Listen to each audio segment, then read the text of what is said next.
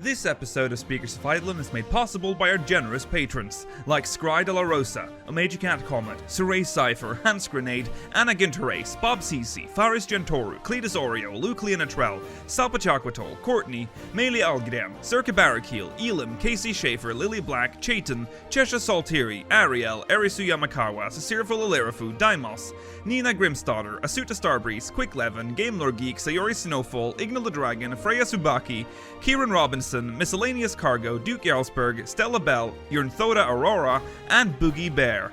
Support the show and become a patron today at patreon.com/SpeakersXIV. Thank you.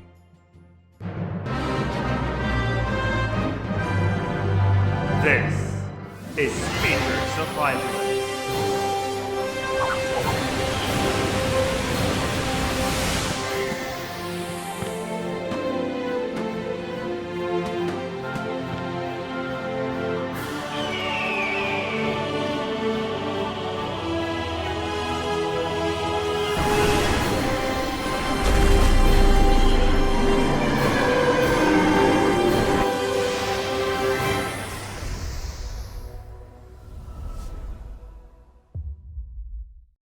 Good evening, Aorcians. Welcome to Speakers of Eidolon, episode 142. I'm Lakeel Braveston, and I'm joined today by Rolodes, Georgi, Wiston, and Malavanadar. Hello! Hello, everyone. Today's main topic is, would you believe it? Letter from the producer. Not live. Not live. Just letter from the producer. 62? 62. That was posted on the forums. It's been like 2 or 3 years since the last one. I don't know if I've ever seen one at this point. I feel like we haven't. No, I can't remember one. No, Yeah, it's been so long. I think, I don't know. What? Oh, you guys can't hear it. Sorry. Never mind. Our second story is YoshiP interviews. There are actually 2 interviews, one by Gamerscape and one by Polygon. There's some good news in those interviews. Yes. So we have to look at those. And then we'll read some MogMail if we have the time. Remember to send us MogMail, speakersxiv.com/MogMail. Hopefully the website isn't too broken today. You never know with that website. It lives a life of its own. Stay tuned for the post-show. There will not be Gillionaire this week, but there will be one next week. So in this post-show, I don't know what we're doing, so I just wrote down the usual stuff. But we might talk about the Final Fantasy VII Remake trailer, because I don't feel like we didn't talk about it. Well, we didn't really talk. Well, we watched the 10-minute thing a couple of days ago for the Sony, what is it called? State of Play? State of Play. But yeah, but we didn't really talk about it that much. Those are 10 minutes, that's for sure. Absolutely. Yep. Now, let's go into recent events.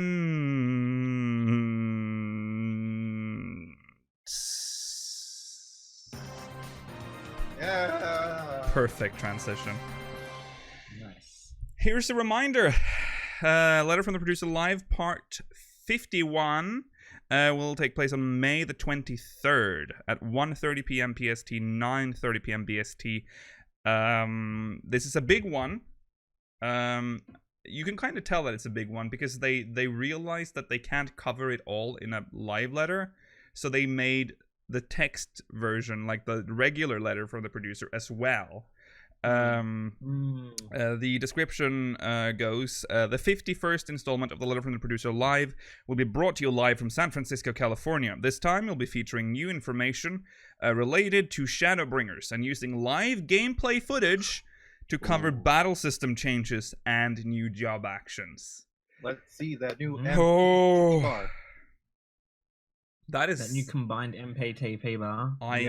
Cannot. I can't. It feels so. For me, it's like Shadowbringers is like months away, but it isn't.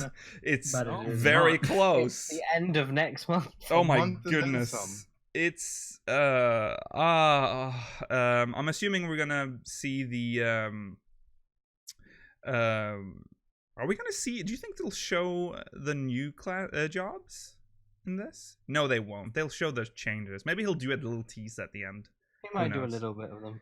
Do you think? Because I remember last Yeah. for Stormblood, he showed us the battle stuff, and then he showed a little bit of Kugane. Remember that? Yeah. Yeah, on Black Yeah. Mage, though. Mm-hmm. Do you think he'll do that? He might show Now? some new stuff. It'll just be in Kugane again. Yeah.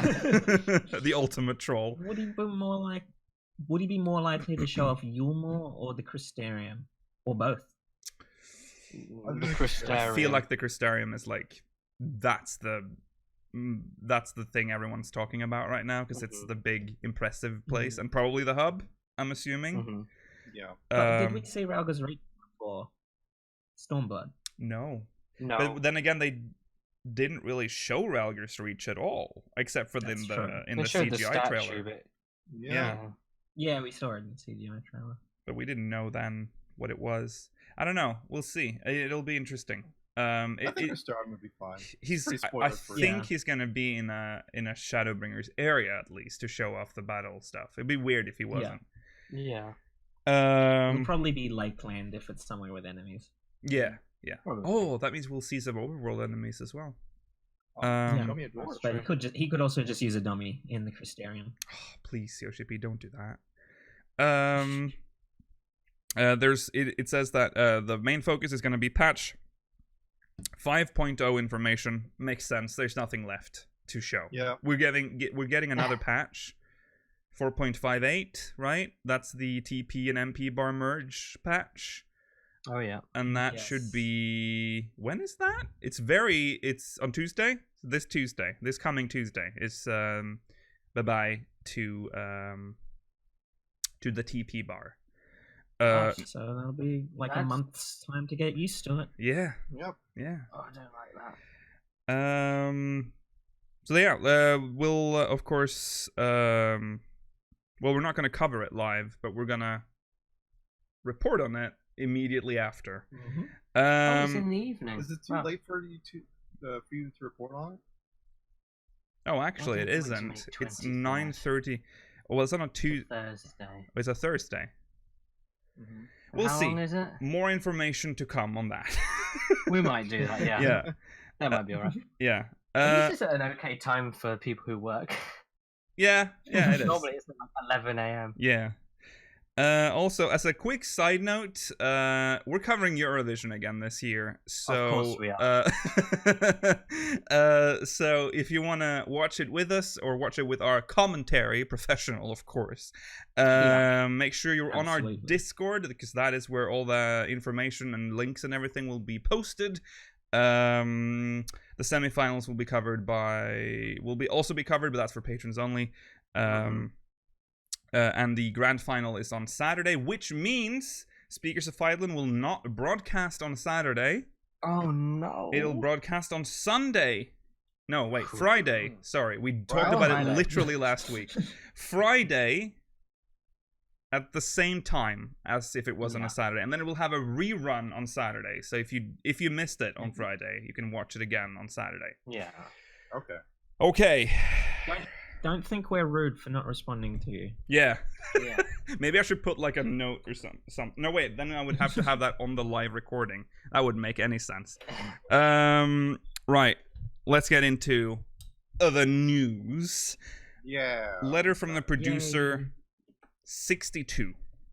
I never thought I'd see one again. Posted on May 10th by YoshiP himself. This one gives more information about Hrothgar, why they didn't add a new healer. There's some talk about Hrothgar. I think everyone has seen the picture of the Hrothgar by now. Hate that picture. I hate it. Why do you It hate looks that? Like a librarian. It looks like that Hrothgar is about to ask me for feet pictures. No, it doesn't. No, it doesn't. It looks like he's does. gonna ask if you want a cup of tea or something. No, he's gonna be like, He oh, looks dapper what- as fuck, Rollo. He's Yeah, he looks What's- kind of cool. yeah. No, he's gonna be like, oh, what smelly feet you have, miss. May I take a whiff? That's what he looks like. I feel as if you're Rollo. projecting. He's just Yeah. gonna blow your house down. Hate that picture. Okay, let's jump into it. Hello, To all our Final Fantasy XIV players, producer and director Yoshida here. In response to everything we announced about the upcoming Shadowbringers expansion at the recent fan festivals, we've received a great deal of feedback from all of our players worldwide. We've been doing live letters exclusively for a while now, and it's been over 3.5 years since we last released one of these producer letters. But today I'd like to bring back this format to touch on 2 topics in particular. 1. Why a new healer was not added with Shadowbringers. Here it is, ladies and Straight to the gentlemen. point. Here we go. Prior to the Tokyo Fan Festival, many of you anticipated that we would be announcing the addition of a new healer job. I suspect this was encouraged by the fact that we had just revealed Gunbreaker, a new tank job. When we debuted Dancer as a physical range DPS job, there were many who welcomed the news, but others who wondered why no new healer had been added. After internal discussion about how to balance the game as a whole, we determined that we should not add a new healer with this expansion. There were 3 key factors which informed this decision. Number 1, only 2 new jobs could be added with Shadowbringers.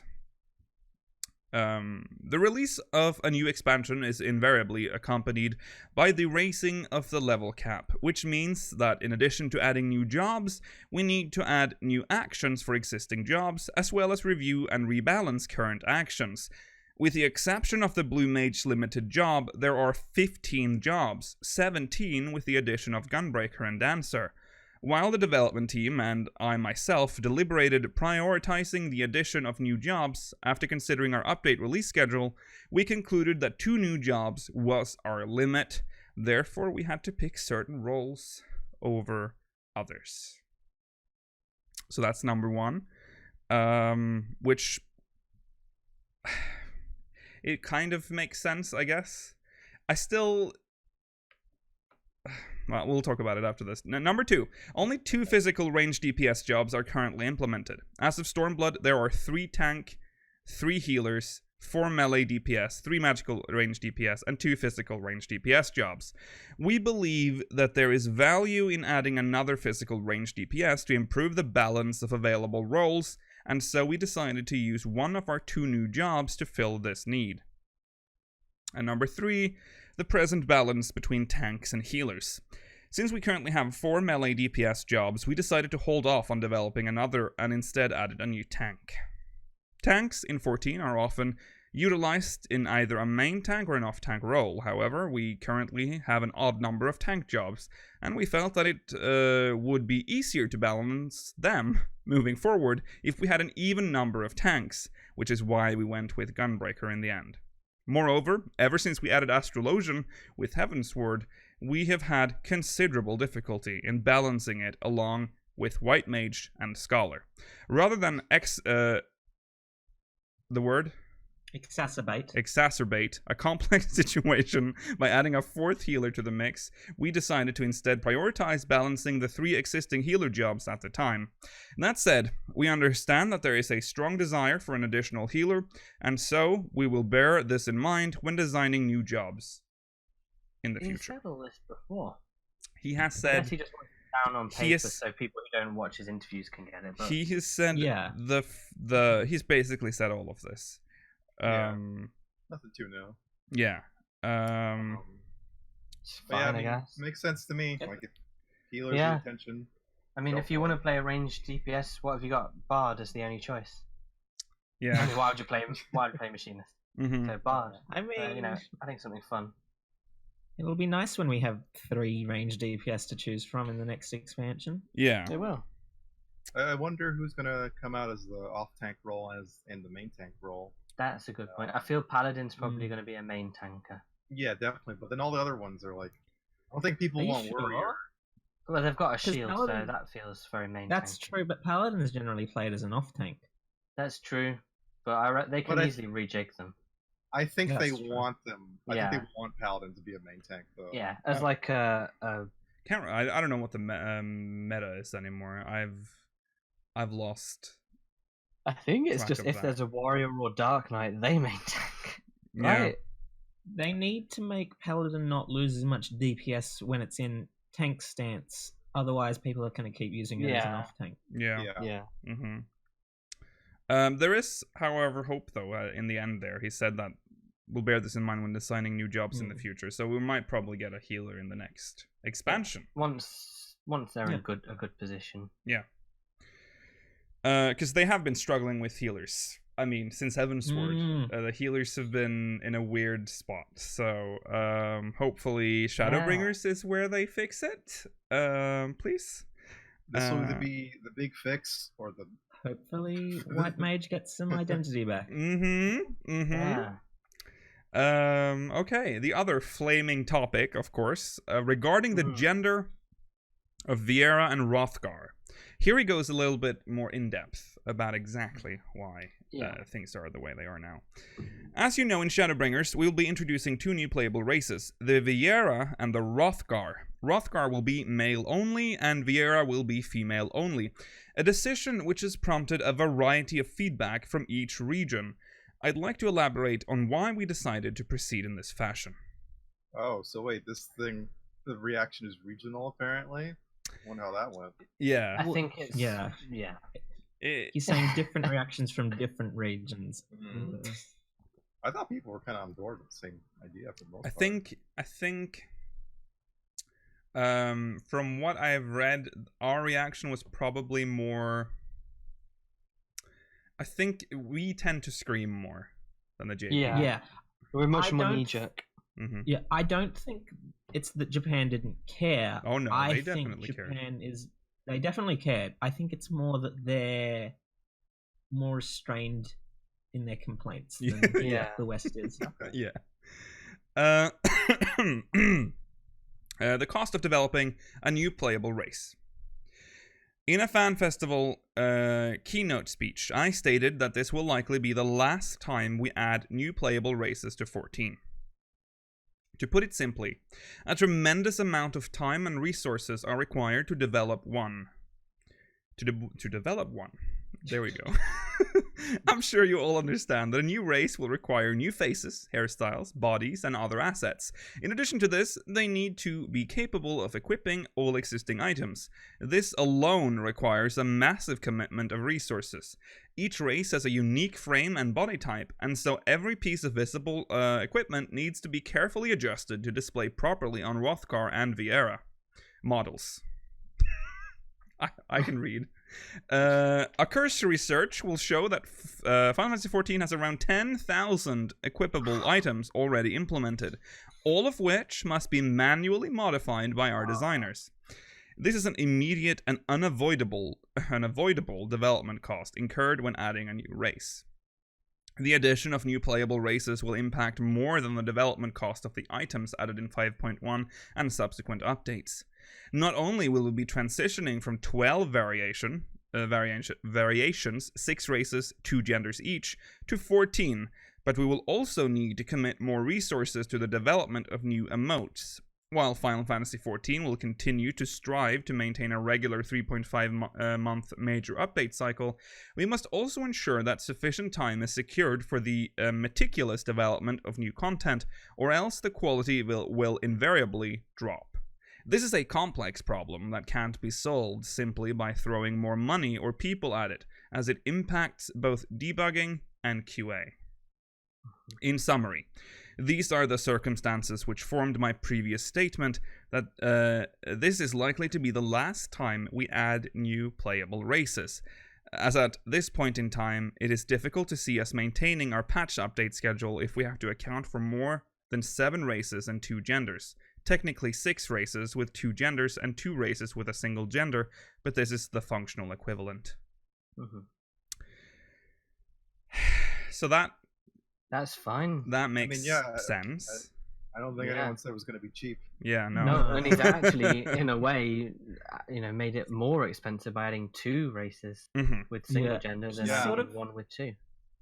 His phrasing, at least right now, kind of suggests that they're not planning on implementing the opposite genders for both of the races. No, I don't imagine they would. He emphasizes that a bit further down here. 2. A significant number of players have been requesting playable Viera. Since this may be the last time we add new races, we spent a long time deliberating which race would be the best addition. Fans worldwide have shown an overwhelming desire for Final Fantasy XII's Viera, and we have long been aware of this fact. In fact, we considered adding Viera back in Heavensward, but eventually decided that, since that was Final Fantasy XIV's first expansion, we should instead add an all-new original race, the Aura. If we were to add yet another race rather than the Viera, we anticipated that many fans would be disappointed, and so we decided to try and satisfy their requests in this expansion. The desire to please our fans is the primary reason behind this decision. There you go. I mean, yeah, people were requesting. It's our own fault that we have gender-locked races now. Basically. They wanted to give us Hrothgar, but probably both genders, but everyone kept screaming for Viera. They should have just picked one. They probably should have gone with one or the other. Yeah. I would have respected them more if they had just fucking gone for Hrothgar, both genders, and been like, fuck it. This is our new race, Hrothgar. Yeah. I would be upset for a little bit. I'd be like, what the fuck with this? What? And then I'd be like, I'm not going to change race anyway. I wouldn't have changed anyway. So what is the point? Why am I screaming? I'm, Yeah.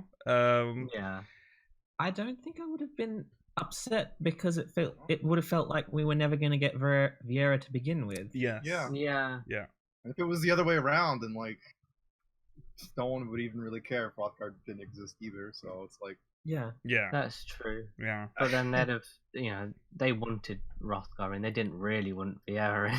Yeah, no, that's what it seems like. Yeah, it's like, the fans, they want. Well, actually, if you read more, it seems like another fan thing too. For the Hrothgar. Yeah. It's still the worst way to go about it, I feel like. We did this. Number 3. Providing a more beastly variety for Final Fantasy XIV character creation and world building. After seeing the positive reception of the Lupin characters we introduced in Stormblood, we concluded that, for the long-term health of Final Fantasy XIV, it was important to implement a greater variety of character types beyond the traditionally beautiful in a future expansion. In truth, we had considered adding more beastly characters long before, and since this was probably our last chance to do so, we decided that we should, much like we did with the Viera, in the interest of expanding the lore and the choices available to players. Character creation is all about providing players with options, and while there's no telling how many people will utilize these options, we also believe that there is value simply in having them exist, in empowering people to fill the world with greater variety. He's talking about the ugly faces. Although the second and third points are in conflict, we nevertheless felt that it was in the best interest of all our players to try and satisfy both demands. We understood that some players would be upset if they were unable to use their preferred gender, but even so, after much internal discussion, we decided this approach was the best way to improve the overall game experience. We could have decided to implement only male and female Viera, or only male and female Hrothgar. However, we instead went with an approach intended to expand the possibilities in multiple ways. As you play through Shadowbringers, you'll learn that both male Viera and female Hrothgar exist. While you won't meet any in person, if we developers can find a way to address the various problems which are preventing us from implementing them, then perhaps someday you'll be able to see them for yourself. I want to be clear that this does not mean it will eventually happen, and that I cannot make any promises at this time. I hope you will understand and bear with us. So before we go to the next, let's discuss this. Yeah. This feels so wishy-washy at the same time. I think it's very honest and open. I think he's just saying, we can only afford to do so much, or the rest of the game will suffer. And we've given you as much as possible. And we can't do anything extra than this at the moment. Yeah, if we'd had only Viera, male and female, then most people would have been happy. But then would have gone, it's another pretty race. That would have cropped up in a few months or years time, and they wouldn't have been able to do anything about it. Or if they'd done Hrothgar, then the backlash would have been huge. Yeah, with no Viera. So, but I don't think it wouldn't have been as huge as if they just chose one of the two. Yeah. But now you're getting, look at the variety you're going to have in the game. You're going to see both the races hopping about.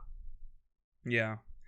I kind of agree. The thing is, I think the reason people got upset this time is because of how they went, like how all the hype that they allowed hype to build for male Viera specifically because we didn't know Hrothgar existed. And then when they revealed female Viera, they didn't say anything. Yeah. And then people still had hope. Like he said, like but there's a JP fan fest. They needed to be better at setting our expectations. He shouldn't have just, when asked, what about male Viera, he shouldn't have said, there's always JP Fan Fest. Yeah, that's true. They should have clarified during the European Fan Fest, this is a female-only race. I agree. That would have solved it. Well, there would have been outrage. There would have been outrage, but it would have been done. It would have been like, that's it. It's over. It wouldn't have been another month or so of just hope and speculation. Yeah, because to increase people's excitement. Yeah, because with female Viera, it was done, confirmed. Viera is a thing, it's coming, and then the hype for male Viera started to build. So yeah, if he had just shot it down immediately, a lot of this would have been a short period of outrage and would have just accepted it. Yeah. I still think we'd have this kind of reaction about that. We would still have had a reaction. Yeah, but I don't think it would have been as heated as it was. It also sort of, for a lot of people, it ruined the keynote when it was the last revealed. one. Yeah, the last the last one wasn't too good in the first place, to be honest. So. There would have been a short period of outrage, but there would have also been people thinking we weren't going to get any more races after that. And then the male Hrothgar would have been more exciting rather than the sort of tepid reaction that it got even at the JP Fan Fest. Yeah. Especially if it hadn't been leaked. Oh yeah, it was leaked to the French, remember? The French did that. Leaked. I do honestly believe, though, that if after his incredibly open explanations of the situation, if you're still angry about it, that's entirely on you. Oh yeah, at this point you must have, surely you have moved on. And I don't think you would have ever been happy. Yeah. I mean, I still see why. Like, I understand why. But we can't keep screaming about it now. It is done. Yeah. Tis done. That it was handled badly, but it's done now. You can keep telling them you want these things, but don't expect any sort of immediate response at this point. And don't be angry now. Yeah. Try and be constructive about telling them what you want. Yeah. That works. Yeah. And look how much they've done to try and please the fans. Yeah. Show a bit of appreciation for at least what they've done. I mean, we're about to go into after a very this next very part, horrible bit.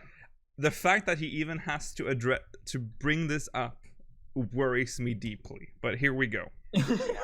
Oh God. Yeah, I know. Addendum on adding younger-looking playable characters.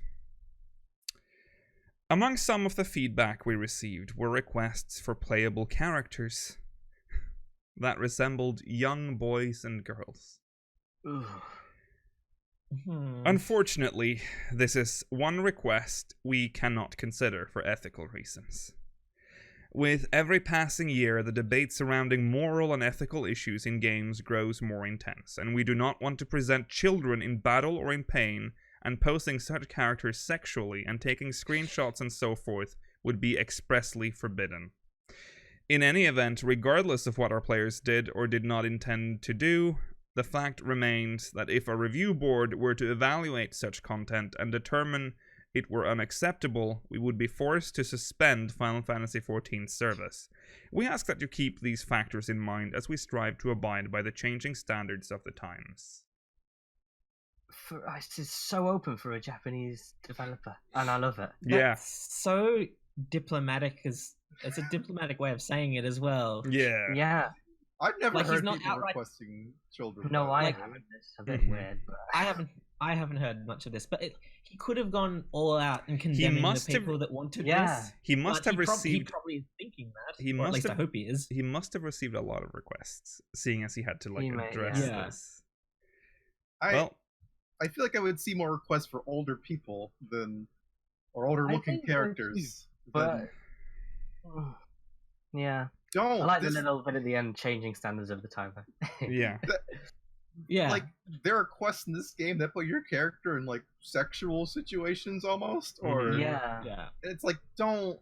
No. I mean, Not there are with certain kids. characters, like, Horsefont would be so creepy if you were a child. Yeah. And Emirate inviting you to dinner with alcohol and stuff. Yeah, drink up, kid, come on. Yeah.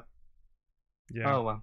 Just Don't to specify be weirdos. once again, it says playable characters that resembled young boys and girls. So it's like this it's was specific. It's not just small people or whatever. No. So it's like Chloe. No, Zoe. Tiptoeing our way around that. Chloe. Let's just move on. Don't be a weirdo. Yeah.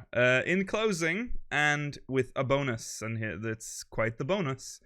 The development team is hard at work putting the finishing touches on what we hope will be our greatest expansion yet. Slowly but surely, we're preparing for the day that you all will finally be able to play as Viera and Hrothgar. Those new adventures and more are 2 months away. But until then, please hold tight. But before I sign off, I thought I'd leave you with a taste of what I personally consider to be the strongest Hrothgar and Viera. And no, this is not an invitation for debate. Actual NPCs that we'll meet, or literally a Hrothgar wearing glasses. I hate this picture. I think it's really good. The same thing with. I think this is really good. I think both of them are great. Yeah, I think so. The Hrothgar one genuinely makes me think Hrothgar looked kind of cool, actually. Yeah. It kind of redeemed him a bit. Like a wolf guy or something, like the big bad wolf. He actually fits into the world because he's wearing gear as well. I think it's because we've never really seen them in like clothes. Yeah. It looks really good. Yeah. They do look great though. I'm not saying they look bad, by the way. I hate this pose and this live face. It's very. That's good. Look at him. He looks cool. I love that his fucking ring is so massive on his big fucking hands. That'd be a bracelet on so many of the characters. Yeah. It's like a Lalafell fucking belt. That's the Scholar AF gear, right? Level 70 is wearing? Yes. Yeah, I think so. Yep. And the Viera is wearing the 1/4 Paladin. Yeah. Okay. Yes, if I was forced to change to a male character, I would consider Hrothgar. Oh, yeah, that's cool. I mean, they've grown on me now seeing this picture because it was hard to like. To me, the biggest problem with Hrothgar was having them fit into the world. But once they're in a Yorsian style gear, it kind of just works. Yeah, it does. It's odd, but it works. Yeah. Almost more so than the Viera. Okay, as you may remember from the Tokyo Fan Festival keynote, I mentioned that due to special design of the Hrothgar and Viera heads, equipped headgear would not display. Glasses and so forth. I did. Oh, it was because the Hrothgar was the main attraction. There she is. Oh, whoops. Oh. Yeah. Daddy's grandpa's using the fucking computer. Here, there you go. How does she even wear it? She doesn't. What did they hook onto? Who knows? I mean, it's the exact same problem. Same problem with the Hrothgar too, as well. Yeah. The tape on the side of the head. Glasses and so forth would not display either at first, but after seeing how many people called for us to do anything to address this after the announcement, the character team took it upon themselves to use their spare moments to make it possible, without telling me. More than 540 such items were carefully modified by our designers so that they would all display correctly with our new face models. /salute. Every day, the Final Fantasy XIV development team strives to make the impossible possible. Together, we've taken another step forward and surmounted yet another hurdle we once considered impossible. We hope you'll continue to support us as you experience everything the world of Final Fantasy XIV has to offer. I'll see you all in the next letter from the producer live and other upcoming events. Yoshi. They're very hard workers. From 1.0. The what? I hope they skipped over all those ugly helmets from 1.0. I really want to see tin can armor. Oh, I want to see the pot helm. I want to see that. I love that. What about the dunce caps? I'm so excited. I just want to see the Mistbeard helmet on them. Oh yeah. Didn't they say that things that replaced their face were already implemented? Yeah. Oh, okay. Because it doesn't require anything. Yeah, it didn't require anything. Oh, the dunce hat. The dunce hat is great because it has the tiny glasses. Imagine that on the Hrothgar. They're so tiny on his big nose. Right. I think they look good. I think it looks good. And good. I hope they don't overwork themselves trying to do that, because I know people talk about a lot of crunch in the industry and all that stuff. Oh god, yeah. It must be pretty tough. According to YoshiP, they did this on their own. So yeah. Still, I hope you guys are taking care of yourselves. Yes. Yeah. Never see this, but hey. Yeah. Right. That's the letter from the producer, number 62. Now we're gonna switch over to an interview done by the lovely people at Gamer Escape.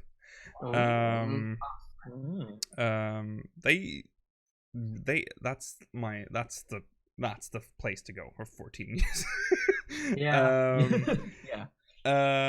So we'll read some of this interview because it brings some very important, very interesting questions and answers about Shadowbringers. This is again with Naoki Yoshida. So let's just jump into that. Gamerscape asks, the trailer for Shadowbringers is quite different from expansions before it. Do we have the link for that? We should probably post that as well. Do we? You can have it right here. The trailer for Shadowbringers is quite different from the expansions before it. Scenes like the one where Yoriange and Dola are speaking while the area burns around them seem like they could be from part of the main scenario quests. Might we expect to see CG cutscenes during Shadowbringers? Oh, good question. That would have been... We don't get a lot of CG cutscenes. We usually only get the opening one. We don't. But I feel like it would be quite jarring. Even though it would be awesome, it would feel a bit weird. That's true, yeah. Yoshida says quite... The only time was Coil, wasn't it? Coil, yeah. That's like a and that was a major event, Yeah. Unfortunately, the answer is no. Of course, the higher the quality of the pre-rendered CG, the more it is exciting to everyone. But Final Fantasy XIV takes greater care in the player's experience. Thus, because we tweak visuals and dialogue up until the last possible moment, a pre-rendered video, which requires a long production lead time, will not allow us to make those adjustments. That being said, a few of the scenes within the Shadowbringers trailer faithfully depict a portion of the path that our Warrior of Light is presumed to travel along. I encourage everyone to confirm what the scenes in the trailer mean through the main scenario of Shadowbringers. Oh. Interesting. Which again sort of tells us that that trailer is not a Heavensward trailer where they just gave visual work some random clues and a dragon model. Red Rosvelgar. Red Rosvelgar. We're all coming. There are areas on the source, like Sharlayan, or the New World, that we haven't visited. How did you decide to travel to the first in Shadowbringers instead of exploring more of the source? That's a good question, because a lot of us didn't. Well, I think 99% of people expected the expansion to take place on Hydaelyn, or the source. Yeah. Yosabar specifically. Yeah. In order for us to dive into Final Fantasy XIV's core, there are certain themes we cannot forget. These have been present even since the original Final Fantasy XIV. What are the goals and intentions of the mysterious Ascians? What was the cause for Hydaelyn to be split into 14 different worlds so long ago? These are questions that we cannot forget as we delve to the center of this story. Of course, there are unexplored areas like Sharlayan and the New World, but I feel we need to tackle these fundamental points before journeying to those locations. New World and Sharlayan confirmed for 7.6.0? Maybe. Maybe not both, but maybe one. Yeah. The answers to the questions I post will be revealed through the Shadowbringers main scenario. And it is here we will really start to see the foundation of the Final Fantasy XIV story. That's it, we're finally on chapter 1. It is interesting because he really wants to wrap up the Ascian storyline, but there's so much a lot of There's still more after this about them though. Yeah. There's Garlemald. There is might Garlemald. Want to be like revealing a lot of the mysteries behind the Ascians, so that when we go into the Garlemald, we have some of the answers already. Yeah. I'm not sure why people think New World though. I feel New World is going to be like just so far in the future because it's not related to anything. Yeah, I think New World or Mericidia, those are both after, like, possibly after YoshiP leaves. Exactly. We'll finally see those things. We're more likely to see Sharlayan as like a city-state. Yeah. Also, the New World has been such a convenient, mysterious place to just draw in random shit from. It's like, oh, what is this? Oh, it came from the New World. Yeah. So it's nice to just have that like unknown location that you can just drag shit out of. The areas of the first appear to be derived from areas on the source. How did the creation process for these new maps work? Was there terrain or other assets brought in from the existing area on the source? Interesting question. Rishida says, the first, where the Shadowbringers story will take place, does indeed show similarities to areas on the source. This is due to the splitting of Hydaelyn into 14 shards over 10,000 years ago. Each of these separate worlds went down their own path with their own history. Naturally, their history and evolution would divulge from this point. Divulge? From this point. Diverge is probably the word. And so we did not repurpose any existing assets. The development team considered the evolution and history of the first and created this world from the ground up. While it might appear to have similarities, I am confident players will always have the feeling that nothing is quite exactly the same. The only commonality would be the people. The visual appearance of each race on the first and the source may be the same, but their philosophies and heritage are quite different.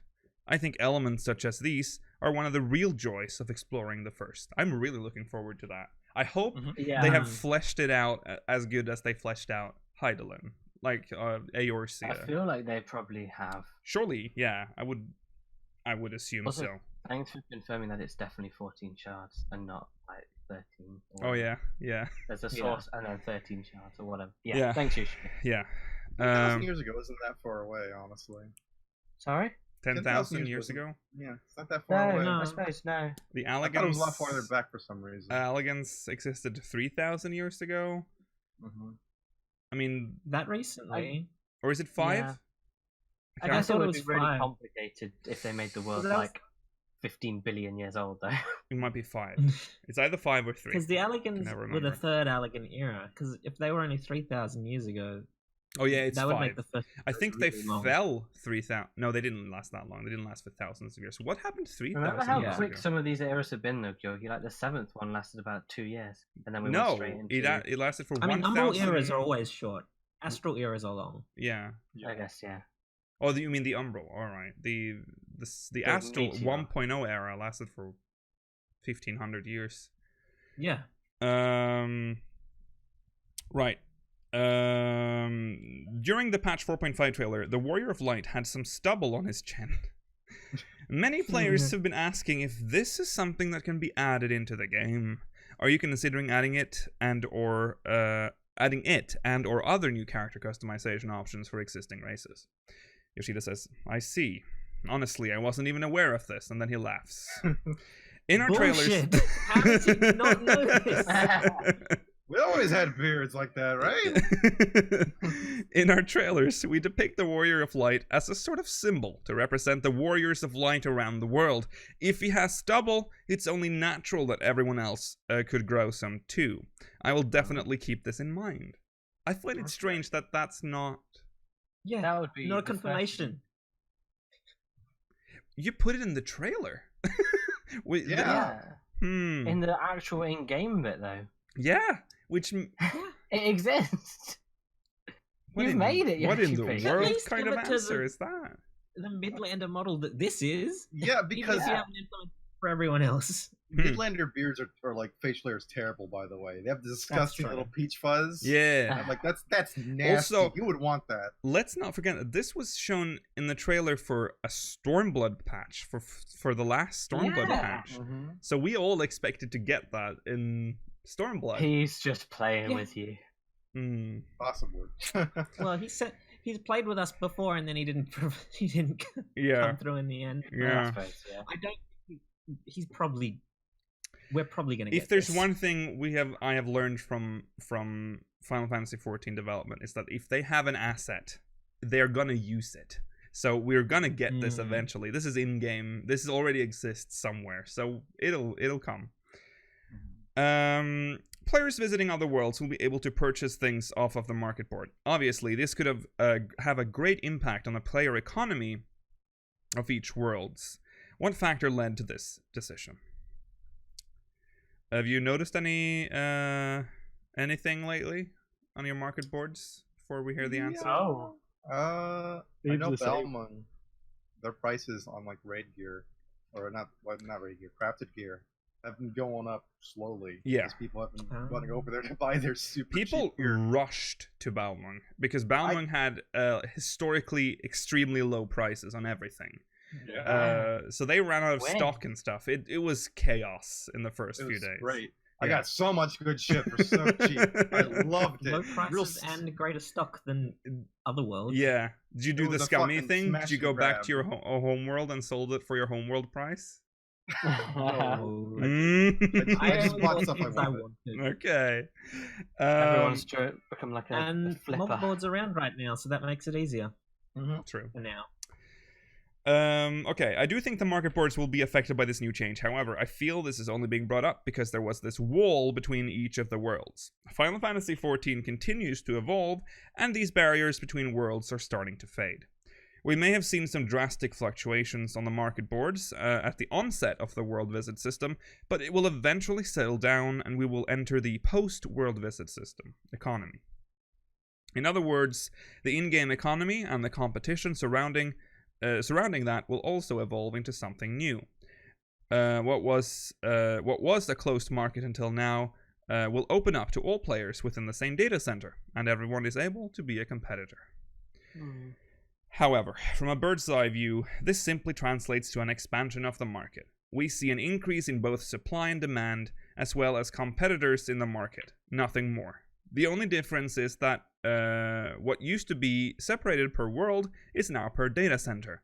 We thought much less of this immediate impact, but instead thought of it as an evolution into a new market, and settled with expanding the current in-game market as is.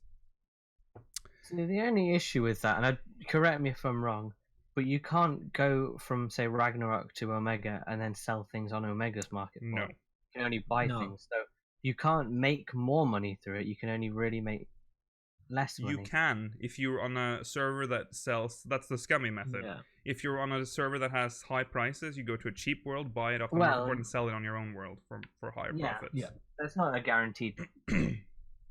No, but it requires more work. But let's say that your world has like 1 gil Thavnaran onions, and Omega has 10 million Thavnaran onion prices. Yeah. You can't gain from that. Why? No, you only lose in that because you can't Omega go can on gain sell from on. Yeah, only Omega can gain from that. Oh, yeah, that's true. Yeah. I think they need to progress it then into like just a data center sized market. Yeah, I would agree with that. I think it's weird that it's not at this point, seeing as they're talking about like removing the walls between those servers. How long will that take, though? 6.0, 7.0.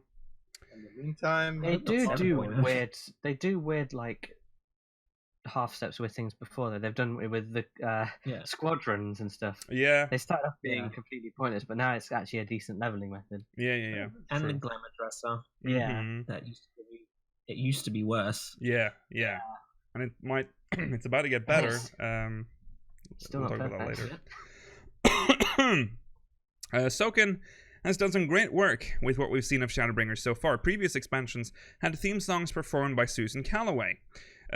What we've heard in the trailer so far seems a bit different than that. can you tell us if what we've heard is the theme song for Shadowbringers? Or is it the theme song something we've yet to hear? Yoshida says. Stoken took charge of creating the main theme for Shadowbringers. The Warrior of Light's adventure transcends the interdimensional rift and takes players to the first. But up until this point, we have always journeyed within the source. Our overall concept for the main theme had been the singing voice of Mother Hydaelyn, but this time is different. The story is not about the adventures of the Warriors of Light, but the Warrior of Darkness. The music that plays in the trailer is indeed the Shadowbringers theme song. However, there is one more theme song that will complement the song in the trailer. You will be able to hear it for yourself in-game. They're not even going to tease it. No. I hope Susan's still involved. Yeah. Yeah. She's sort of the voice of... Yeah. Yeah, she's confirmed Hydaelyn. Yeah. We kind of already knew that, though. Because in Answers, that's her. That's where she sings to all of my children. Does that mean Stoken is Zodiac? Yeah. She must be. Yes. Man, Gamer Escape. Just got to say to you guys. Good job. It's really good questions. Yeah. Good job. Good on you.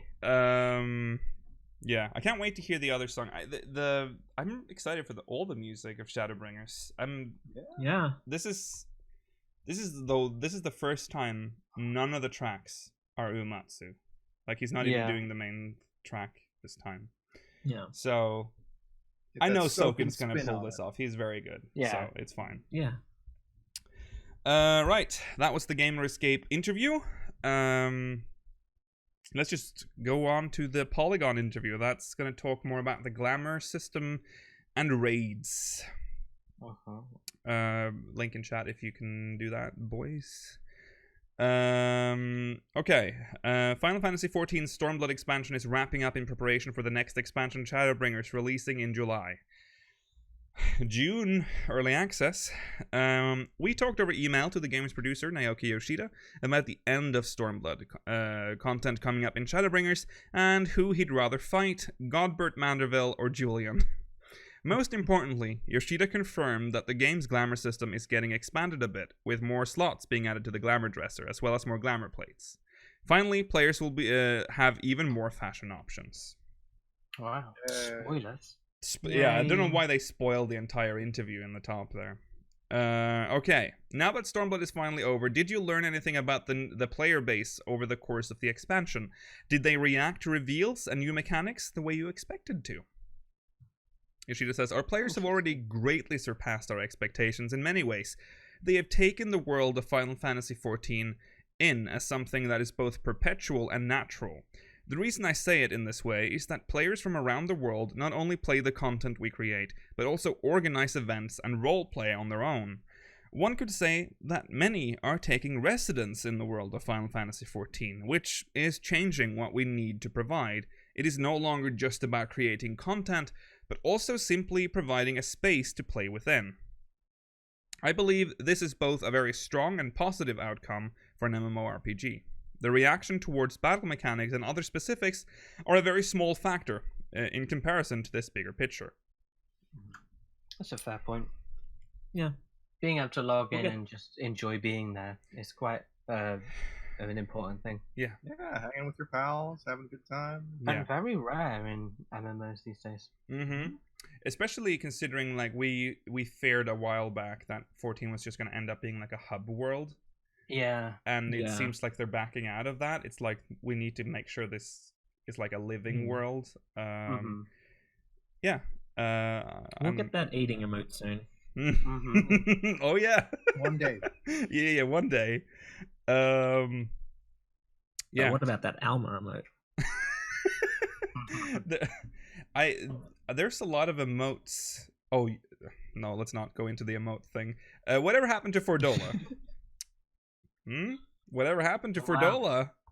Who knows? She ran off to take care of Ifrit, and we never saw her again. Is there a chance we might get more of her in the future? Yoshida says, unfortunately, now is still not the time to talk about Ferdola's future. She is a tragic character who has lived an ill-fated destiny and made into a resonant. Eventually, there may come a time to depict what happened to her, but now is not yet the time. However, I don't think we will ever forget her. As in us, the community, or you, the writers? It is so strange really what they did to Dola. I don't understand. It's because they wanted this twin story thing, but they had to both have the same elements, but had to be the tragic character. Yeah. But Yotsuyu just worked so much better. Yeah. In the end. And so they didn't know what to do for Dola. It almost feels like Yotsuyu got 2 patches, whereas Dola only got 1. Yeah. Yeah. Yep, she was in 3.1, that's it. Almost feels like Dola was the originally intended tragic character in an expansion where Alamiga was the main focus, and then they're like, no. Let's go to Othard instead. Let's throw away this bitch. Let's make another one. But I, like Chad is saying, I think Dola and perhaps Arenvold will, while we're on the first, the Warfront's going to keep going. They'll probably have some degree of importance in the Warfront, and maybe they'll be not important characters when we get back, but still have a role within the story. Yeah, they'll be there. Because I feel like Dola was made to be killed, and they didn't kill her, and now... Yeah. That's what I thought, too. I thought she was just made to die. And I was like, well, I'm waiting for it, and then it just never happened. Because it feels like Arenvold and Dola have been set up as Primal Slayers to exist while we're not on the source anymore. Yeah. To do our work while we're not able to. Yeah. Yeah. We even got her tragic backstory. Remember that? Oh, yeah. Yeah. We did. With her parents. Her father was stoned to death. Yeah. Yeah. He probably deserved it. But... I can't Well, didn't they? What they were just. He was quite nice, weren't they? He was a collaborator. He was just trying to create a comfortable life for his daughter. Yeah, they became not citizens, but they became that other thing where they're loyal to the Garleans, but they're half. Yeah. Yeah. He worked for the Garleans, didn't he? He was something in the Garlean. Well, he was something. Her dad was something. Honorary. Yeah. Middle management. She was nothing. Yeah. She was a child. Yeah, she was a child. Nothing. The raid bosses for 2.0 and 3.0 introduced new mechanics that kept you on your toes for most of the battle, but the bosses in the 4.0 raids like Kefka and Final Omega often used mechanics in the second half of the fight that were present or similar to those in the first. Will the Eden raid in 5.0 be more similar in design to the earlier raids or closer to the 4.0 raids? Sorry, what is that? What does that question mean? The bosses often use mechanics in the second half of the fight that were present. So there just wasn't as much variety between phases, or? I'm not quite sure what they're going for here. Maybe the answer helps. Yeah, let's read that. They repeat I think that's what it's asking. Okay. We don't necessarily create raids that fall under some kind of overarching rule set we have in place. It is actually based more so on the preferences of the content designer who is in charge of creating each of these raids. The examples you provided, Kefka and Final Omega, were handled by the same person, so you might see some similarities between them. He laughs. The one thing that we do need to be mindful of is the available resources for creating the content, such as graphics and programming. A very skillful content designer may be able to come up with new mechanics while keeping resource costs low simply by finding an interesting way to reincorporate a previously used mechanic. We shall have to see how Eden pans out. That said, the staff who worked on Kefka and Final Omega are part of that production team too. He probably has no idea what's going to happen with it either. No. What happened? He didn't raid? What? I don't know about that. Yeah, so he's just reusing mechanics. Okay, that's But I mean, they were still quite good. Yeah. I don't think they were saying they were bad. They didn't imply that they were bad. They would just ask. Well, I kind of feel like it was. If you read between the lines in that question, there is something there. That 2.0 and 3.0 were better. For 2.0 and 3.0, you got new mechanics that kept you on your toes for most of the battle. But in 4.0, we got to see the same mechanic again in the second phase. They were. Yeah. There's something in that question, but I don't know. I don't know if I agree. I mean, I guess, yeah, things are repeated in the second phase. I think that's true. Yeah. I think Stormblood probably had the easiest sort of transition from normal to savage. Yeah.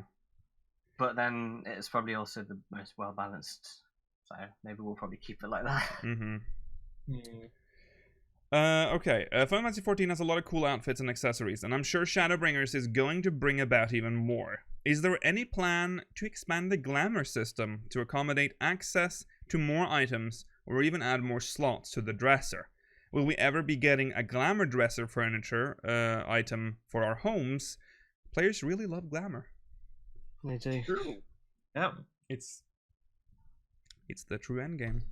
It's the end game, baby. The amount you can store in the Glamour Dresser will be doubled from the original 200 to 400, and the number of Glamour plates available will also be increased. And these updates will come with the launch of Shadowbringers, but we will continue to update the Glamour systems in the future as well. I don't like or something. What? Yeah, that would be good. 400 I don't like slots is not enough. Well, but it's more than 200. It's twice the size. It's twice as many. I haven't hit the cap for item me slots. neither. I want more plates. Same. And he didn't mention any number there. No, I don't like that he didn't give any measurement for how many more plates we'll get. Yeah, we get like 1 or 2 more. Yeah. He might just add they might just add a second row, so we might get 10 more. Yeah. I feel like double is what they're going for. 20, I mean, I'd want more than 20, but it's a good start. Yeah.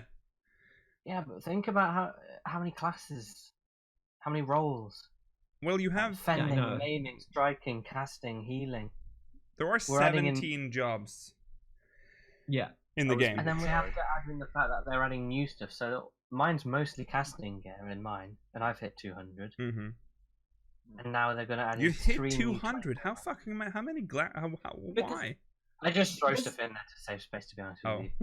Really? Because that's like the worst place to do that. There's so much things I like to wear. Gear in this game that I don't want to wear, that I just don't need, and I don't put in there. But if you put everything in there, I guess. Yeah, that's fair. If you're using it just for storage, Mala, then nothing can help you there. You're supposed to store stuff you want to wear in your Glamour Dresser. I've only seen some items from like Crystal Tower drop once. Mm-hmm. So if you get that's fair. You might as well keep it. Yeah. Some of them are rare. Yeah, that's true. Yeah. And I do that as well, but I still haven't hit the limit. Yeah, same. But you'll get 200 more slots. Gear is coming from. You can fill it up all over again. So that's and he does say that should add more slots, whatever. Yeah, he didn't answer any of the other questions. Just one point. Hopefully he'll keep increasing. They'll keep increasing it. Hopefully this isn't just the end point of what they're doing at the Glamour Dresser. No, just overhaul it into a proper collection system. Come on. I don't think it's ever going to happen. I don't think that's happening. Just fucking add a Glamour Dresser furniture item, please. Yeah. I don't want to teleport to an in-room every time I want to put on a Glamour. Just go to your squadron the squadron, but it's like the same thing. I still have to go to the upper decks to go get there. No, get the teleport. Maybe join directly to there. The Flames then, if you want to convenience. Oh yeah, and never win a single frontline in my life. No thanks. You barely play frontline. Well, when I do, I like to win.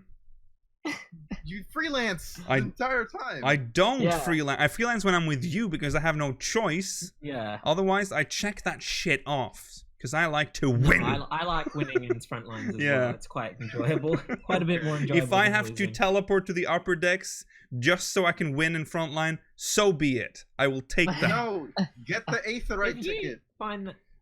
If you find that so annoying, get the tickets that teleport you directly to I have some. I have some, but it's like in a nice red envelope. Put them on a bar. Put on your hotbar. But I only have like 20. Where do you get them? Do you have to buy them? Yeah, you can buy them in seals. Oh yeah, because I got them from the squadrons, I think. Yeah, squadrons will also be. Venue seals on ventures. Ventures are more important. Spend everything on ventures. I love ventures. I don't do ventures anymore. I haven't done ventures since A Realm Reborn. I mean, I haven't bought any extra retainers, so I only need enough for 2. Yeah. But anyways, oh yeah. Also, he didn't talk about we still don't no word on when we can use the glamour or use plates outside of city states. Oh yeah. Well, that was the third least popular thing at his. Well, still, it's been like how long has it been since this glamour system came out? It's been like 2 years. God, don't say that. It's been like a year at least. 2 years and they've done almost nothing with it. Yeah, I know. Oh my god. It was one of the big. We can take things out of it now. Yeah. That's true. The fact that should have been a thing from the start. It doesn't remove high quality anymore. That's the only reason why it took me so long to fill it up in the first place, because I didn't want to put things that I might never get. Until they implemented that, I put nothing in there. It was completely empty. Such a stupid system. Yeah. I put things that I could replace easily in there, but that I didn't want to have to buy again. And I also used like armoire stuff. Because that stuff didn't. Yeah. Expand the armoire. Just put in a glamour log. Oh. That's not gonna happen. That's not happening, but Mallow. It's not gonna happen. Sorry, Mallow, that's not happening. Last question from Polygon. Who would you rather take on in a battle, Godbert or Julian? Oof, this is a tough one. However, I still have a feeling I can talk things out with Godbert. No matter who I choose, I don't feel like I could win, but the person I feel I could perhaps become friends with afterwards would be Godbert. Probably. No matter what era, no matter the world, mothers are always strong. Oh, what a thing to end on. Okay. I mean, Julian is, if you've done Hildebrand, you know Julian is far scarier than Godbert. Yeah. Thank you, Polygon. Thank you, Polygon, for that. It was a very mixed interview. It's like we went everywhere in this one, but yeah.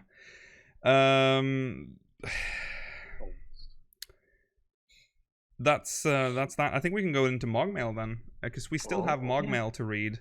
Good lord, we are not filling time today. That's all right. Okay, let's just cut the feed. Okay, we'll do that. Don't tell anyone. Here's MogMail. I don't have anything rendered. Do you want me to play the intro? We have time for the intro now, so I guess we can. Why not? I got in mail. Well, you have to wait. Just hold on, because that's... I am holding. More time filled. Perfect. Yes. We're doing it. Why not wait? Just wait 5 minutes. Yeah. God. There we go. I don't know if we can always make Rollo disconnect from Skype and go into technical difficulties. Here we go. Sure. Oh. That's one of the best intros. It's never used. I had a little circle that float away. Okay. Wow, we did it. We did it. No, you got mail. You all got mail. Go check your game. Okay, this first one is from Starcry. Also, remember you can send us MogMail, speakers@xavier.com/MogMail. Starcry here from Diabolos. Hey speakers, I wanted to see what you all thought about the story going forward. Obviously Shadowbringers and the Garlemald plot are happening, but with the revelation of the shards and our ability to shard hop, I wanted to get your thoughts about what their plans for the other shards might be. With the 20th anniversary of 11 and their big content drop slated to drop with it, and the new Square Enix division making another title, the totally awesome nerd speculator in me would think it would be very cool if they had some way to start integrating these projects together. Say, like 11 on its own becomes like the 7th shard, furthest away from the source, which is why the races and such are linked, but so much is different, and that 20th anniversary content was a way to integrate it into the Hydaelyn theory, creating even more content for people who want to play. Shards 1 through 6, say, are Final Fantasy XIV and its remaining lifespan, and the 8 to 13 and back to the source are the new projects. I know that Shards 12 and 13 are totally consumed by Zodiark, but that would be something super fun to unconsume. The only way to defeat Zodiark is to bring Hydaelyn's shards back together into a long and worthwhile struggle to save all the crystals. Good lord. That's a lot. That was nebulous. Nebulous. What the? How have you been saying? Boy, you talk about this. This is tinfoil. There's too much tinfoil. His whole face is wrapped. Also, in tinfoil. I realized the other day that tinfoil. When do you have tinfoil? When do you use tinfoil? Because it's not. No, it's not aluminium. It's tinfoil. Oh, that's true. Yeah, aluminium foil. We don't use tinfoil anymore, do we? No, we don't. It's just a name. Yeah. Yeah, it's just a. So tinfoil is technically wrong, but yeah, but we call them tin cans, but they're aluminium. Yeah, that's true. It's just we've stopped using tin. Yeah. Yeah. Because it's probably poisonous or something. I don't know. Yeah. Right. Tin is faster to say, and there's no arguments about how it's spelled. It's pronounced. It's aluminum, baby. Oh, shut up. Oh, also, yeah, I did say it the right way. Hope you appreciated that. Yeah. I don't know if this guy is trying to suggest that we can like change from 14 to just suddenly playing 11 like so seamlessly. I don't like that idea one bit, sir. Remember, this is a long time ago. Remember, like when we did the Vanadil Heidelin theory crafting back in the day? Because we didn't theory craft. We were looking at one of the earlier theories back in the day that Heidelin was also Vanadil, but Vanadil was like in the future or in the past. That was some weird shit it was there. One or the other, wasn't it? Yeah. Yeah, and that theory sort of got more. It was recently given more fuel when we got the Mithra and the Galka mentions and all that. I don't know if you've ever had a Galka mention, but the Elvan. Is the Mithra the only one that mentions that that Mikote potentially evolved? That one of our races potentially evolved from them, or do the other wind-ups say that as well?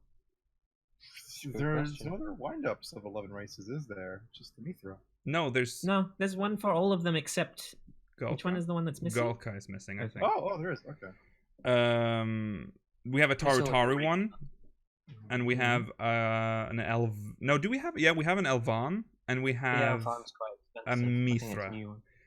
We don't have a Galka, and we don't have a Hume, which would just be boring, wouldn't it? I mean, yeah, that would be boring. They do all say, I think, that they. I can't remember. Is it the Mithra one that says that they don't want they get offended or whatever if you?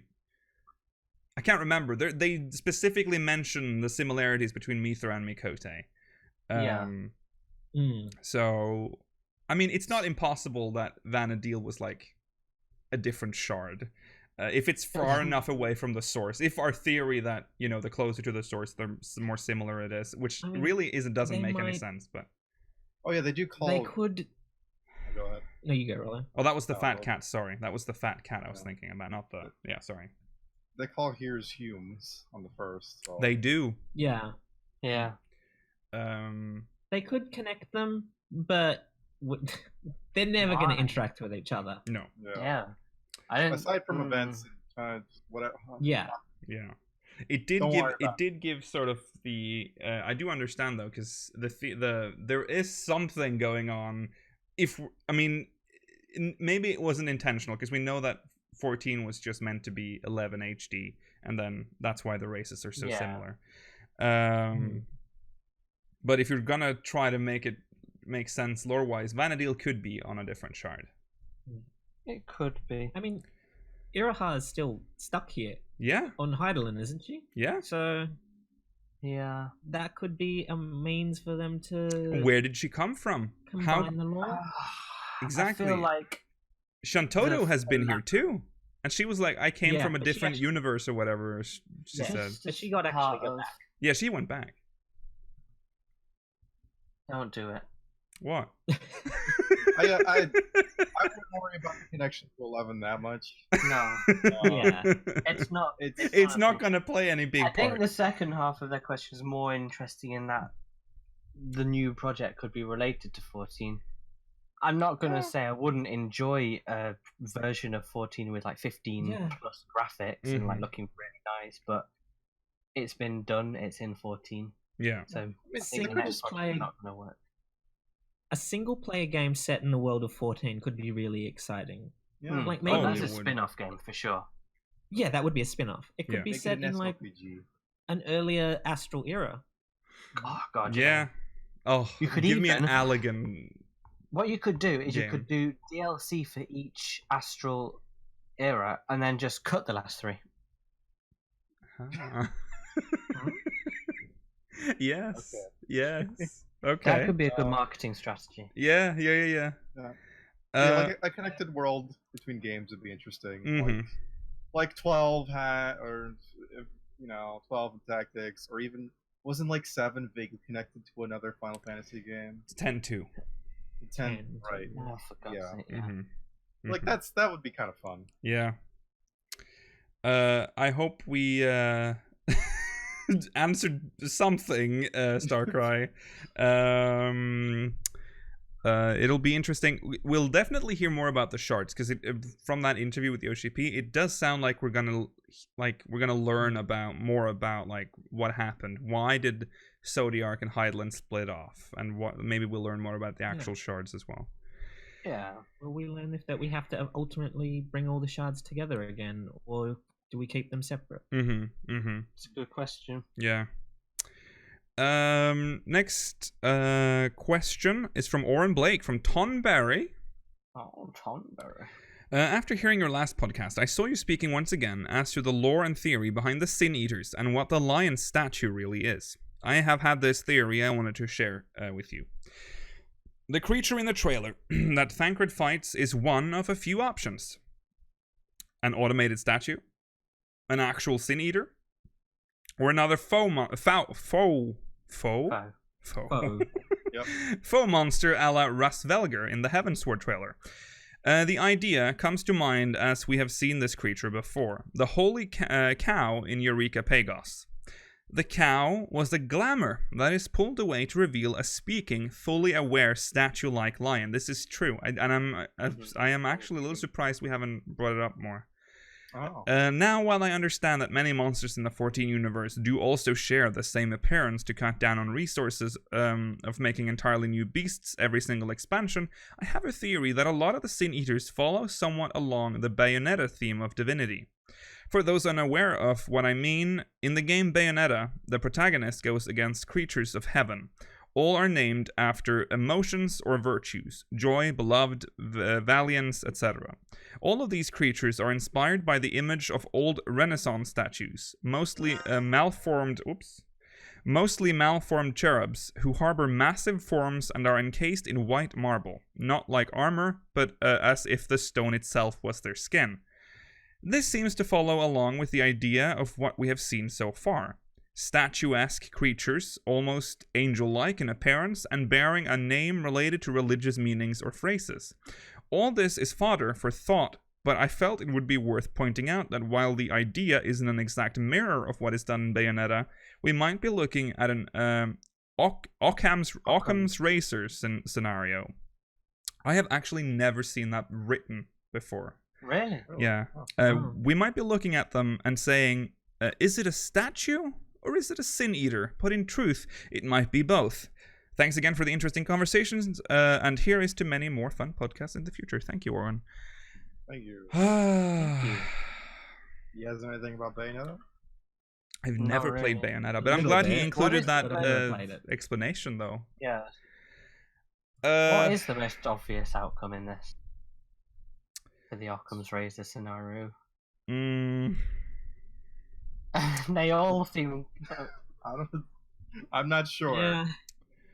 I can't decide between the automated statue or just it's a race vulgar. Just they had to put something in. I don't think it is, because everything else in the trailer makes sense, and he's also said it himself. And I don't know what he means about the holy cow. I think that is just so I know who it is. Yeah. I don't think I think it's But remember, this special. Is, if anything, this is a being of light even on our world. The lion. It's an Amdapori construct. So, well, we don't even know if they actually made it or not. But they used them anyways. They claimed they made them based on other creatures not from our world. So do you think that similarly to how the Marquis, instead of they didn't make Void Scent, they sort of enslaved them, do you think the Amdapori enslaved Sin Eaters or beings of light? Possibly. That would be an but they would never admit to that because they were holier than thou. Exactly, remember, they were the center. Cow. Yeah, they were the center of like arts and like they were the good guys technically in all of this. So if they did, they wouldn't tell anyone. So that would be very good guys with the Nimians. That's true. That's true. Poor Nimians. Interesting thing about the whole Bayonetta thing. Because the Bayonetta thing is just pulling from Christian spheres, like the first, second spheres, all that stuff, whatever. But included in those spheres is Seraph at the very top. So would that make Seraph a Sin Eater, maybe? I mean, I wouldn't. Seraph is a primal, according to the lore book. Oh, okay. They're primal. Interesting. But then the lore book isn't written by... It's written by Eorzeans. It's written by a man. Yeah. So he might just write that. That's all he knows. That's also true, yeah. So if it is based on the spheres, then maybe it's a thing they could pull into that. Possible.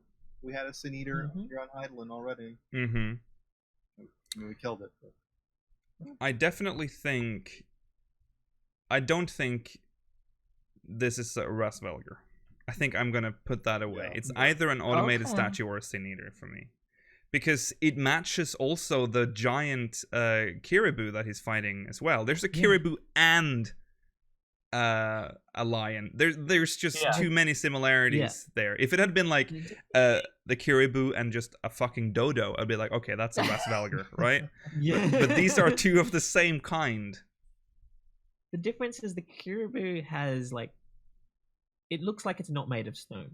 It looks like it has emotions and facial expressions. Oh, really? It looks like it's made of stone. It does have. She does have the stone color.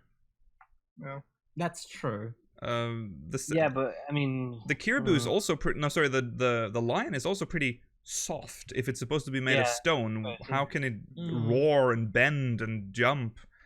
True. Magic stone. Yeah. But it would make sense if they were Amdapori. Which our Kiribu does not. Yeah. I mean, they don't have to be Amdapori. That's the point, though. They don't have to be. Because the Amdapori created them based on beings not from our world. Which, if you think about it, what does that even mean? How did they see them not from our world? Did they... Do we know that? They opened a little hole. It hasn't been revealed. There you go. Maybe they, too, opened portals to the I think they were both just plucking creatures from the opposite ends of the spectrum. That seems likely now. It'd be an interesting thing to go into in the White Mage job quest line for Shadowbringers. Yeah. I'd really like, on a side note, I'd really like a White Mage AF gear inspired by Sin Eaters. Ooh. But it only looks good on female characters, as with all of them. That's why I want the Sin Eater thing, because rogues that always look much better on females than men. Okay. Thank you, Oren. That was a Marion thought. Yeah. Okay. Next one's from Remy Azalea. Azalea. From Cactor. Hello, speakers. My FC has been chatting a lot lately about the true endgame and how we'd like it to be expanded. In particular, I had this idea. What if, so long as you had the associated class/job leveled high enough to wear an item, you could glamour it onto any other gear, regardless of class/job? For example, if you wanted to wear the new Carpenter top on a caster, all you'd need to do is get the Carpenter to, presumably level 80, get level 80 gear for your caster, unless we could remove that silly restriction too, and have at it. This would not only greatly expand the amount of glamoring we could do, but also incentivize people like me to level up all my other jobs, gatherers and all. What are your thoughts on a system like this? What else would you like to see done to improve the true endgame? Keep up the amazing work you do. I eagerly await each and every episode. Remy. Thank you, Remy. I don't necessarily hate that idea. Yeah, I think it's... Well, yeah, I quite like it, but I don't know how likely it is. Yeah. With the conflicting comments they made, I don't see it happening. But I would like something like that, because there are things like, oh, this would look nice on this job, but it's only for this job or for this feather or whatever. It's like Sirifu is right. They have said, well, YoshiP has said they don't want players being confused with a white mage and like tank gear. Yeah, this doesn't matter. This was a hot topic for, a while back, and that's when he talked about it. Yeah, I don't think that's gonna happen. Although I also kind of like that idea, but it is that I don't see it happening. I'm conflicted about it. Like, I think it would be okay in like towns and stuff. Yeah. But I'd start to feel a bit weird if everyone was wearing whatever. And I'm not sure what you mean about getting rid of level 8 to give your caster. I mean, stat wise, you've got to have. Yeah, unless you want. Like just no. No. I think they're only talking about wearing them as glamour, not wearing them as like not as just wearing. Okay. Yeah. Whatever. I mean, every now and then they add in non-class specific versions of specific gear, like with the Animos and Pagos. Yeah. So maybe just keep up that system. But I want to wear the Weaver gear from. At the very least, I'd like the Crafter and Gatherer gear like at least wearable by other things. Yeah. And how do you identify yourself as a Weaver, Georgie? Okay. Well, yeah, it's a good idea-ish, but I don't think it's gonna happen because YoshiP technically just said that it's too confusing. What else would you like to see done? What else? Fix the Glamour Dresser, the plates and stuff. Make it allow me to use it everywhere. God, just make a collecting logbook. It's such a good idea. We have to give up on that dream, Mala. It's not we happening. do, but we shouldn't. How good would it be? I would do so much more content. I wouldn't even be mad if I get like, Titan hard, isn't it? Because at least I might add something to my Titan collection. Yeah. Oh yeah, you really want those? I want the big stone weapons in you. And you'd craft everything. You'd buy everything. You'd get all 10,000 bits of gear. There'd be titles and achievements for it. Yeah. It would work so well. It would be so good. It would be good. But it's not gonna happen. Stop it, Stop it. The thing I want is to just make guaranteed drops in dungeons. Like, if I don't have the piece and I have every other piece, just give it to me. I do it for leveling dungeons. I've been trying to get the fucking Plaguebringer's coat from Arboretum for like a good year and a half. That's one of my favorites. And I'm just... I still don't have it. Oh, I do it every other weekend. Hate it. Yeah, give us guaranteed gear drops for our class or job. But they started that and then just got rid of it, didn't they? No, it's just for leveling. Only it for still leveling. exists in leveling dungeons. Why? But not in any other dungeons. And only leveling dungeons 51 to 59, 61 to 69. Yeah. God, I want the Plaguebringer's coat, please. I'm going to glamour that for tomorrow, Rollo. Because the tanking, you can't glamour it. Well, shut up. The most Sian's gear is one of the best sets, in my opinion. I love that. Yeah. Yeah. Or tokens. Just anything. Dungeon tokens. Yeah. But that's adding more to the currency. Yeah. It's just ridiculous that some items can just take forever to get if you just have bad luck. Yeah. As we discussed earlier, it's especially bad with the 2.0 24-man raids. Yeah. It's 4 pieces of gear for 24 people, and some of them can be belts. Yeah. But you know what's amazing? I love that. Do you know what's amazing when you're a tank? you're guaranteed to get it, no matter what. Yes, that's true. When you're a healer, you're almost guaranteed to get it. If you're a DPS, you might be out of luck. Yeah. Okay. Thank you, Remy, for that. That was interesting thoughts. Yes. This one's from Kift, from Midgard Zormer. This might be a little old, but we're catching up to the backlog. A theory for the Matoya line from the trailer. What if the line is being taken out of context, as Square Enix loves to do with trailers, and Yorianji and Y'shtola are actually quoting a past interaction between Louisoix and Matoya, explaining why Y'shtola's response is so quintessentially Matoya. And the purpose of that exchange is to draw attention to how the two are becoming like their teachers. Maybe that's their arc for Shadowbringers, an arc of maturation and coming to their own shoes instead of living in the shadow of their masters' achievements. I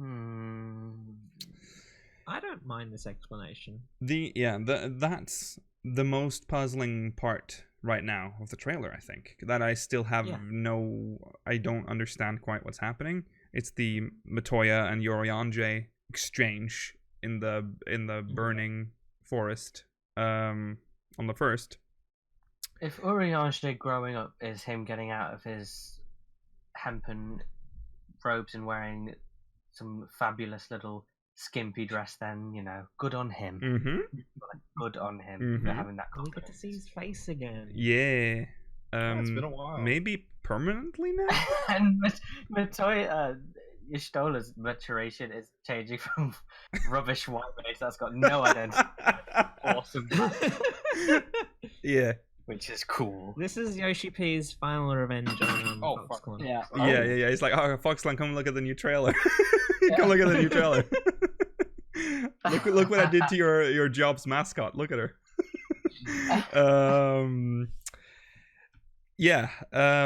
So if they're quoting it, see, I don't. No, because it would be weird for them to like role play a scene in a burning. It's weird especially to even just say the names. They could quote them without Urianger saying. Yeah, why would the fact that it says Master Matoya is like, what is he reading this somewhere? Because surely he was not around when this quote was.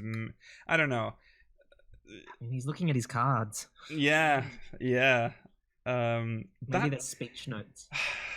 What he's saying annoys me. The fact that he says Master Matoya bothers me so much because I don't understand why he's saying that. I don't either. Is Matoya inside Y'shtola's body? Don't. That's stupid. I don't want that explanation. That seems likely, and I hope it's not. That is currently the most likely for me because Y'shtola right now her body's empty on the source. Well, this one's old. Might as well get a new one. But I don't like the idea that Matoya is in Y'shtola's body, and then she's gone to the first as well. Yeah. Oh, yeah. Maybe because of her age, her body can't handle the traveling to the first. But it's all about their soul, isn't it? Because the bodies are still on the source. Oh yeah, you're right. What if it's like the one bit in the Four Lords where the Turtle Man? Yeah.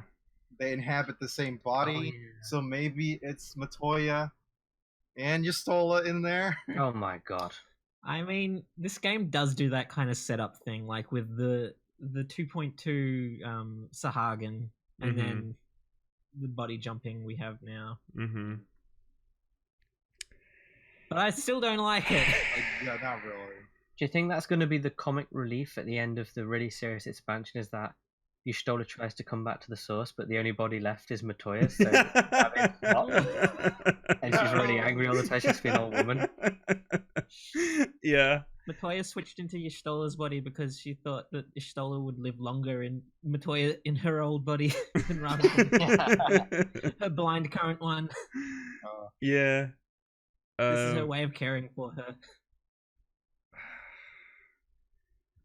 Y'shtola changed her name in the first because there is a Y'shtola already in the first like her, and she uses Matoya's name. Well, that doesn't make any sense. though. I don't like that theory either. I've seen that theory before. Mal has talked about this. I don't like the idea that there's a version of everyone from our source on the first. Yeah, that also doesn't make any sense, because the shard split 10,000 years ago. Sorry, the source. And they're supposed to have and everything is very significantly. Yeah, which means, I mean, there's no way they exist on the source. They shouldn't, anyways. If they do, then we're gonna see Lolorito. He's gonna be there. He's gonna be finally get his comeuppance on the first. Yeah. Pippin. Is Lolorito a fat cat on the first? Yes. Pippin will be there, and he will be buff as fuck. Yeah. Flex. Does Rob be 3 Hrothgar? Do we know what job Matoya is supposed to be? No, we don't really. But I've always assumed she was. Yes, we do. You mean she's changed to a black mage? Yeah. No, I mean the current Matoya. The current Matoya. The current Matoya. Oh, Matoya. I was thinking of Ishtori. I mean, the one that makes sense is black mage. It is. Yeah. I think that's what she's supposed to be, but it's never explicitly stated in game. I think, but she doesn't necessarily need to have a job. No. Or a class. No. She's got a job. They don't. None of the Scions really have jobs anyway. They're just. Yeah. Vaguely like jobs. Yeah. She can make brooms clean on their own. I mean. Yeah. She's just like. She's just a mage. A woman. Yeah. She's a Charlatan researcher. Yeah. Yeah. We still have no real good theory on Matoya, or sorry, Urianger and Y'shtola.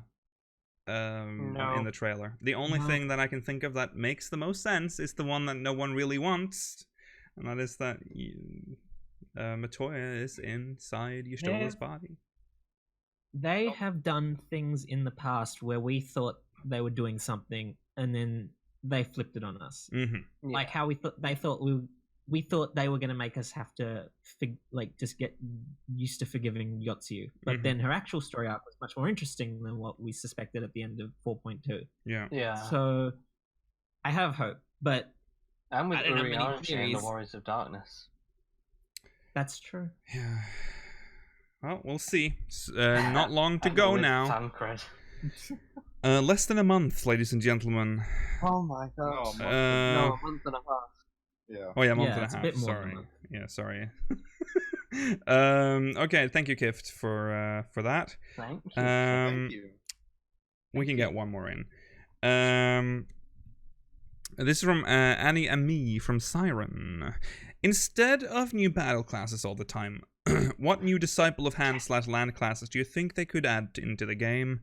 A new kind of resource to gather, item class to craft, maybe a unique way to interact with NPCs or even farming. Maybe even with chickens. After so many years, I think it deserves some expansion and could add some quality horizontal content to the game, even though it feels like they already cover a lot of ground. Yeah. Archaeologist. Oh. Lore class. A lore class would be fun. That'd be interesting. I am not against that. I think that would be fun. Dig up some artifacts. Yeah. Yeah. And I mean, Eorzea has a lot of it. So yeah.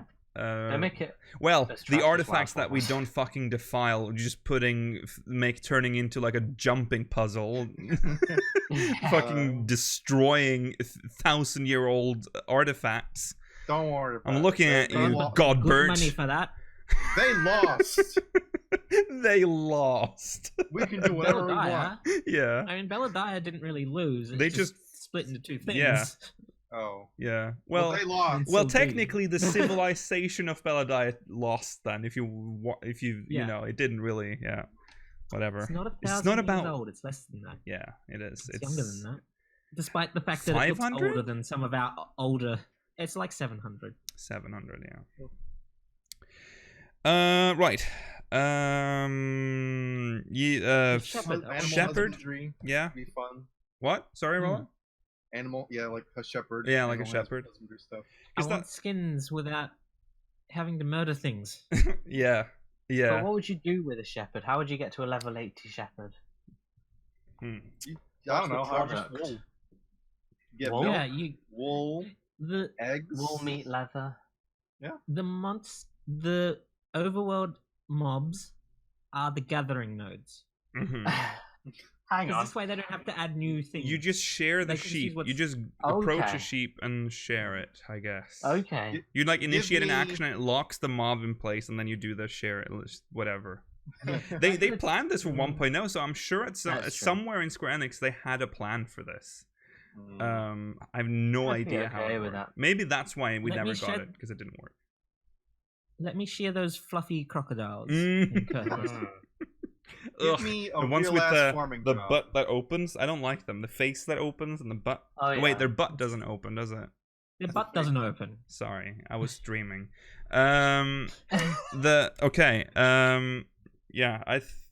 crafter wise, I feel like we're pretty covered though. Yeah, I don't. All crafters play the same. So, do we need another one? No, we just need to keep adding recipes. Or in fact, we need to reduce them, if anything.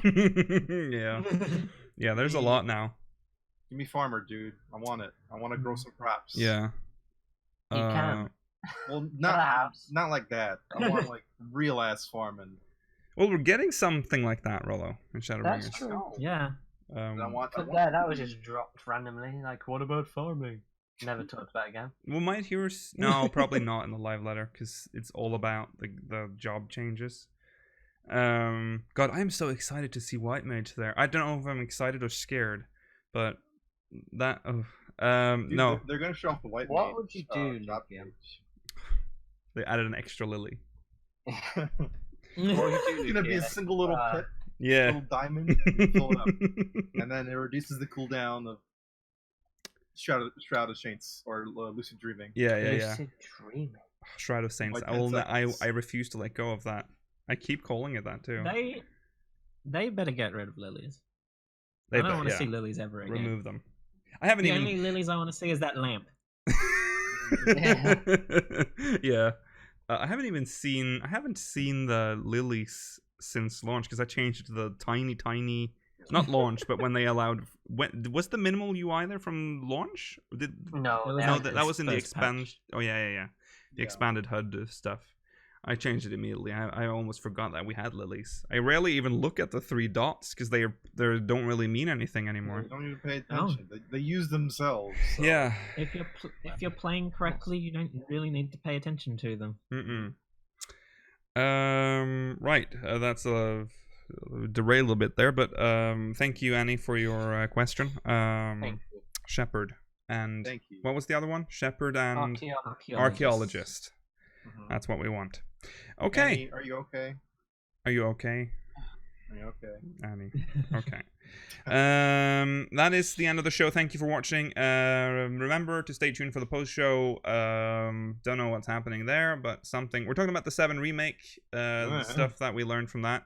And then we'll probably answer some questions in chat. Maybe we'll watch a video or 2. Who knows? Who knows what happens in the post show? Remember to follow us on Twitter at SpeakersXIV, twitch.tv/SpeakersOfIsland, YouTube.com/SpeakersXIV. Exclamation Discord in chat if you want to join our Discord server, and remember to send us MogMail, speakersxiv.com/MogMail. See you next week, and don't eat parrot. Bye. Bye.